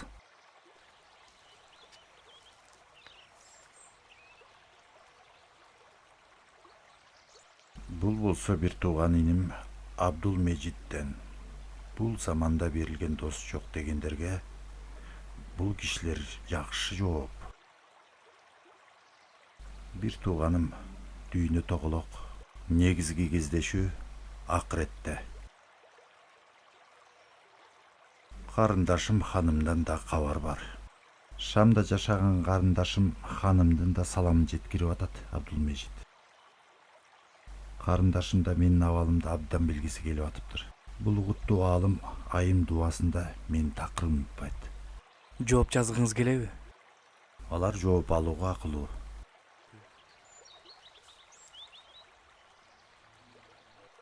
Азиз, чынчыл, изилдөөчү бир тууганым Рефет Бей, жаңы төрүлгөн кыз балаңыз куттуу болсун.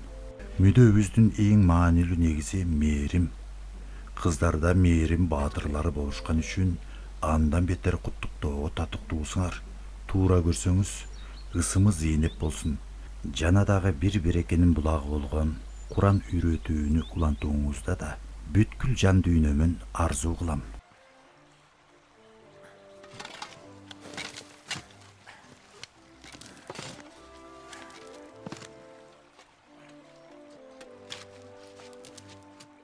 Устатым бул уяларды көрсө, чатырды бул жерге курдурбайт. Бүт жерлер кумурскага толуп турат. Устатым көрөлекте үстүлөрүн топурак менен көмүп салчы.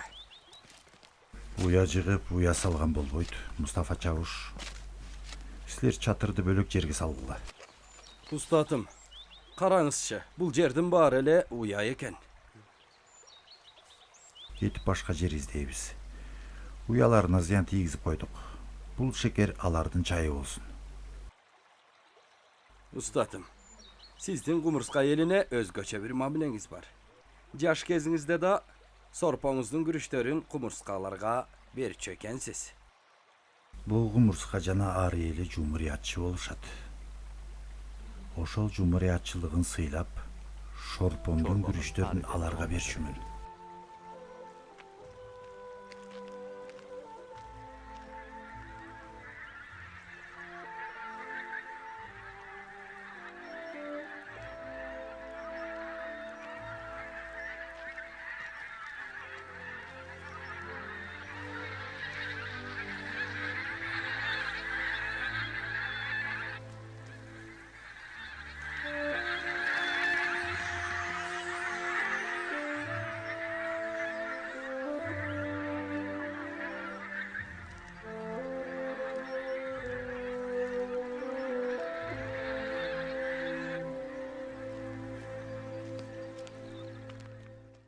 Мырзам, тыңчыларыбыз Саид Нурусинин айланасына барган сайын өсүп баратканын билдирип атышат.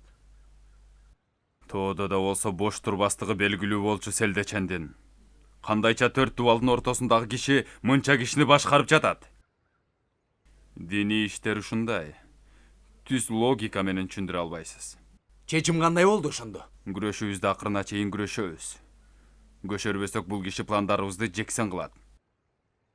Кожонун улуту бөлөк беле я? Ооба. Ооба. Түрк эмес экени элге жайылды. Тегеректеги кишилериңер муну тынымсыз жайышсын. Кылдат иштешсин. Эмне, Саид Нурсин дагы эле офицер зыярат кылып атабы? Миңбаш Асым дедиңби? Кишилер молдоке коркуна кирип колуна өп чыгып атышыптыр. Мен отурса биз дагы Туура айтасыз. Кайра айталайм. Аймакка кагаздын киришин да, кишинин киришин да катуу эске алгыла. Айтканыңыздай болот, мырзам.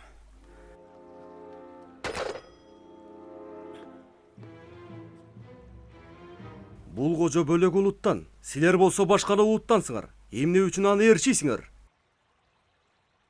Макул деңизчи молдоке.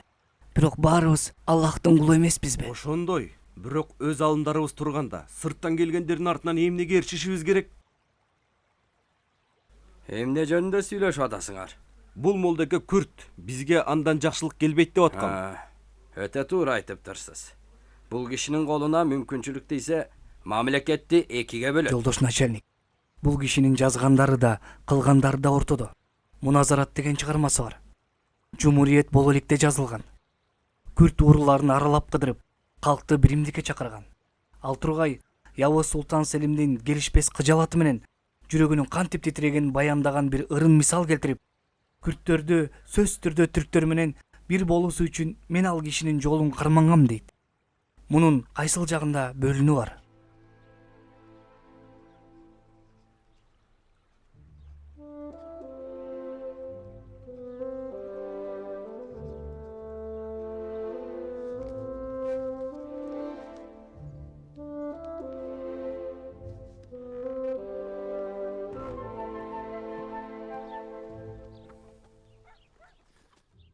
Кечелик каяктасың? Кечиксең жооп берип каласың.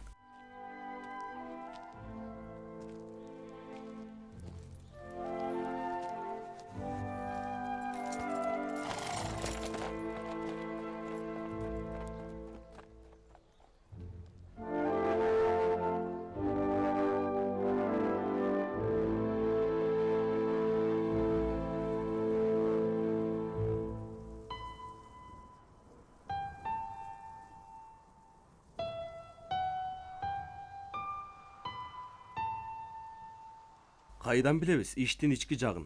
Ар бирибиз жалганга кулак сала берсек, анан жалгандан ким өлүптүр? Бул кишинин оозунан жалган эч качан чыккан эмес молдекем. Парламенттин монархиялык күндөрүндө ар ким улутчулдук үчүн көтөрүлүп аткан күндөрү Истамбулдагы күрттөрдү тынчтанууга көндүргөндүгү баарыбызга маалым. күртчүлүк кыймылдарына кабылып, бузуку күрттөн Салих Түрк артык көрөм деген аалым досун кантип көндүрүп алып, ал оюнан баш тарткандыгы да китептерин окугандарга маалым. Мунуңа макул, бирок эмне үчүн бул жерге айдалды я? Мамлекетке зыяндуу болгондугу үчүн албетте. Бул киши күрт, муну эсиңерге түйүп алгыла. Сөзсүз түрдө жашыруун эсептери бар. Бизге мындан жакшылык келбейт. Эмне үчүн келбейт, начальник мырза? Бул инсан парламенттин жыйынында Ванда университетин ачтырыш үчүн убара тарткан. Парламенттен чечим чыгарткан. Анын үстүнө диний илимдер жана табигый илимдер окутулган университет. Андан сырткары ал жакта балдар тил үйрөнүшөт. Өзүндөй фанат окутуу үчүн доор өткөн нерселердин тилин билсең эмнеңе жарайт? Жолдош начальник, Бедуизаман ал университетте арабча керек, түркчө зарыл, күртчө окутулса болот деген. Устатыбыздан бөлөк түркчө үйрөнүү зарыл болгонун айткан бирөө барбы?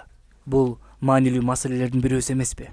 Сен да бир философ болуп кирдиң го бизге. Мындан кийин араб менен да, күрт менен да ишибиз болбойт. Так ушундай. Мугалим мырза да Молдокенин баласы. Динди силерден жакшы билет. Акылыңарды колдонуп, эмне десе ошондой иш аракет кылгыла. Молдокени жөн жерден эле эчи бербегиле.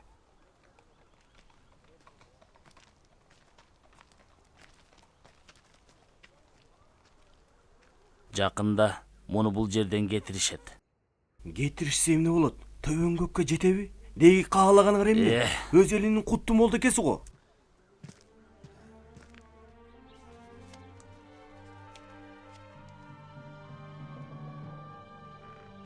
Даяр устатым. Катты дароо эгридирге жөнөтөлү. Бир нерсени эстеп катуу жазгандан кечтим. Мен бул жерлерде өтүүчүмүн. Бирок бул иштин расмий милдеткери жана инсан катары бул жердин оңолушуна баарынан мурда силер милдеттүүсүңөр. Бирок канча жылдан бери уулуңузга болгон мээримдүүлүктүн себеби менен жана милдеткерлигиңизди ойлонуп мага өтө чоң зыян берип жатасыңар. Убалына мындан да ашыкча кирбеш үчүн армияңарды бул жерден алып кеткиле. Бирөөлөрдүн атынан мага жөнөткөн ошол китептер менен акыретте караштуу кайсыл маселе чечилет. Руху түбөлүк деп туйлаган инсандын кайсыл кыйынчылыгы жоюлат. Бул документтер туура болсо 100 миңдеген рисалер жазылган болушу мүмкүн, мырзам. Эмне? 100 миңдегенби? Коркунучтуу сан! Аерде ошончо инсан уктап атабы анда? Жолдоштору ар кандай басымдарды көрсөтүп атышат, мырзам. Жетиштүү эместигин айткам. Жетиштүү болуш үчүн эмне керек болсо улантып жатабыз. Аймакка барып абалды өз көзүм менен көрөм. Бөлүп жаруучулар жана адашкандар ыйман жана Куран кызматкерлеринин жолун тосууга аракет кылышууда. Бул үчүн колдонушкан интригалардын бири терс улутчулдук. Түркчүлүктүн көшөгөсүнүн артына кирип, түрккө душмандык кылган дин билбестерге айтаарым: мен бул миллиондогон бир туугандарымды күртчүлүк кылган бир ууч инсанга эч качан алмаштырбайм. Мен түрк болгон бул мекендин момундарына жана Курандын асабачылыгын аткарган бул элдин балдарына катуу сүйүүм бар.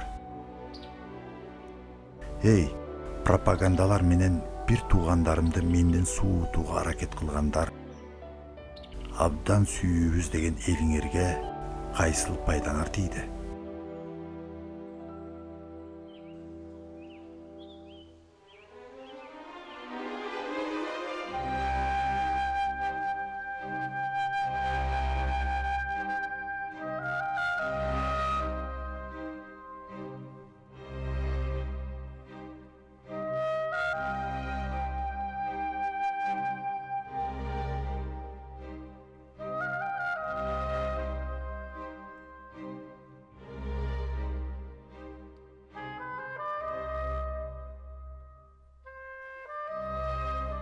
Сен кабыл кыл, ошого жеткир Аллахым. Аллах мээрим кылсын бир тууганым.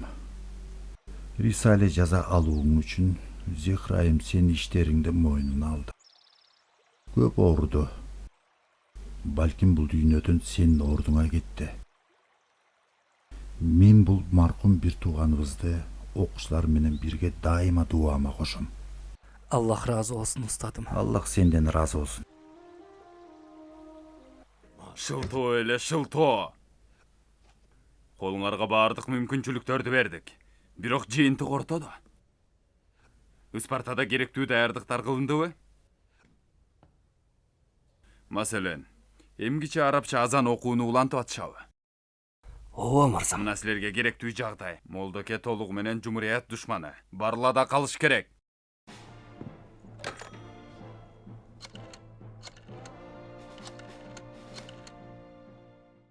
Саид Нурсини Спартага жөнөткүлө. Жандагыларды таратып байланышын үзгүлө. Буйругу ушундай. Кармоолор, сурактар, басып кирүүлөр. Мындан ары барган сайын бул иш-чаралар катуулайт көрүнөт, мырзам. Сооптуу иштердин зыяндуу тоскоолдуктары көп болот. Исламият тарыхы боюнча Рисалеи Нур окуучулар сыяктуу мынчалык аз кыйынчылык менен мынчалык кеңири ийгиликке жеткендер болгон эмес. Селдечендин Спартага которулуусу үчүн аракет башталды, мырзам. Бул ишке канчалык этибар бергенимди сиз түшүнүп жатсаңыз керек. Бул киши элге элдин өтмүшү менен байланышын түшүндүрүп күчтөнүүдө. Алдын албаса инсандар бул селе агызып кетет. Туура айтасыз, мырзам. Бирок ал мезгилдер кыйла артта калбадыбы? Артта калышы мүмкүн. Бирок азыр элдин тик туруусу алигиче күчтүү. Селдечен чокту ичтен үйлөп жатат.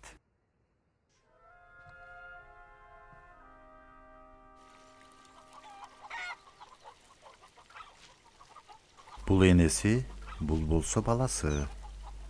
Булар берилген достор. Мени такыр жумурткасыз калтырышкан жок. Мен кеткенде буларга карап турасыңбы? Кетем дейсизби? Устатым тынччылык элеби? Намаз убагы.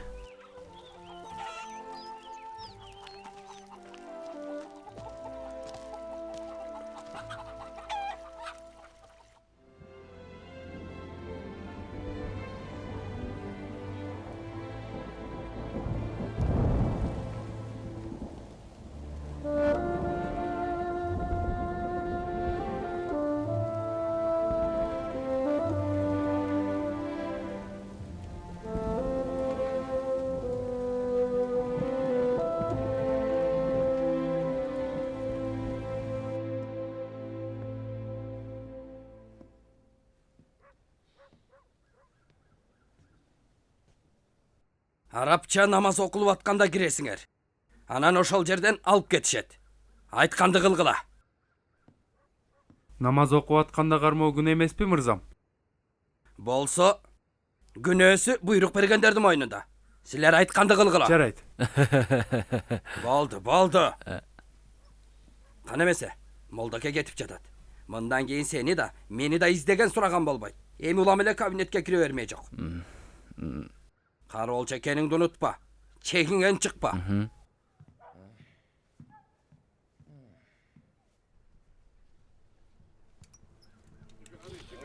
Тургула. Чыккыла. Бас, эмне болду? Чыккыла. Эмне керек? Бошоткула. Түшүнбөй жатабыз. Бул жерди бошоткула. Эмне үчүн? Тышка чыккыла. Биз түшүнгөн Бол. Болчу. Эмне болуп жатат? Бир туугандарым, кабатырланбагыла, кайгырбагыла, үмүтүңөрдү үзбөгүлө. Биз коргоо астындабыз. Бул инсандар буйрук алышкан. Ошон үчүн асылып жатышат. Аларга таарынбагыла.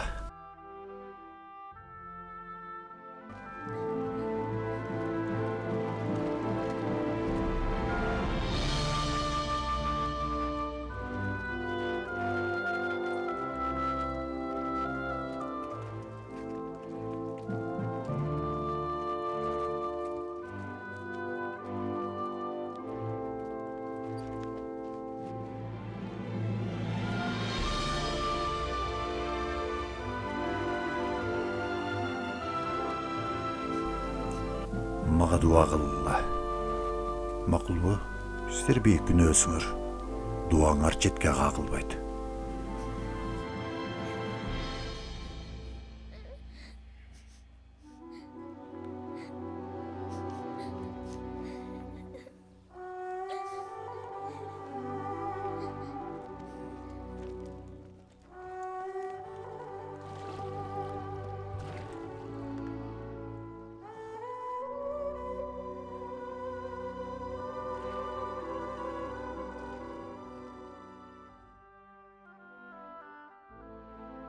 Багыт Испарта.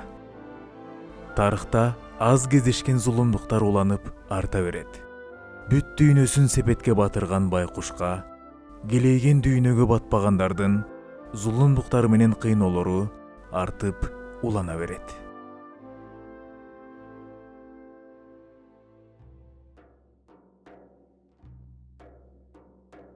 Бул фильм Залкар студиясы тарабынан үндөрү коштолду.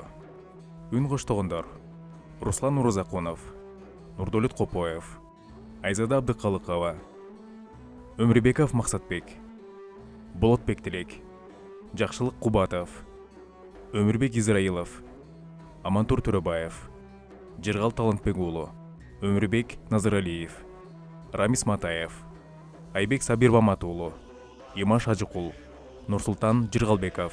Үн иретин топтогон Айдай Эралиева. Фильмде отургон Самат Асанов. Башкы редактор Эрмек Казыбеков. Сөзү обону Кубанычбек Бекжанов. Жүрөгү толо ыйман, колуңда ыйык Куран, арнаган ислам динге жан дүйнөсүн, устазымда дүй заман. Коркпостон жыгылбастан, сыноого эч сынбастан, Аллахка кызмат кылдым тыным албай, устазымда дүй заман. Мухаммад пайгамбардын улантып баскан жолун, Курандын акыйкатын жеткизем деп аттанган өзүм болдум.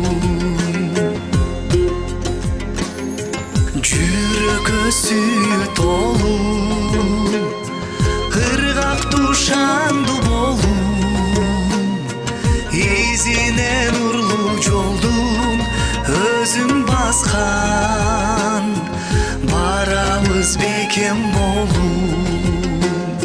Изине нурлуу жолдун өзүм баскан, барабыз бекем болуу.